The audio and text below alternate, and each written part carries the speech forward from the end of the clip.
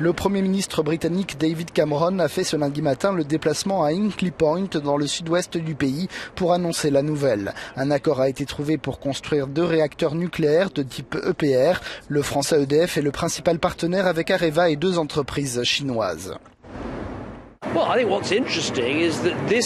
Ce qui est intéressant, c'est que cette centrale ne sera pas financée par le contribuable, explique-t-il. Nous n'allons pas détourner les recettes fiscales en faveur des lignes ferroviaires, des routes, des hôpitaux ou des écoles. En réalité, nous attirons les investisseurs étrangers, les entreprises françaises et chinoises qui vont mettre de l'argent dans nos infrastructures. C'est une bonne chose. Par ailleurs, le Premier ministre britannique s'est réjoui des effets de cet accord sur l'économie du pays. 25 000 emplois seraient à la clé. Le projet devrait aussi aider Londres à remplir ses objectifs de réduction des émissions de gaz à effet de serre. La mise en service est prévue en 2023. La dernière centrale nucléaire en Grande-Bretagne avait été construite en 1995.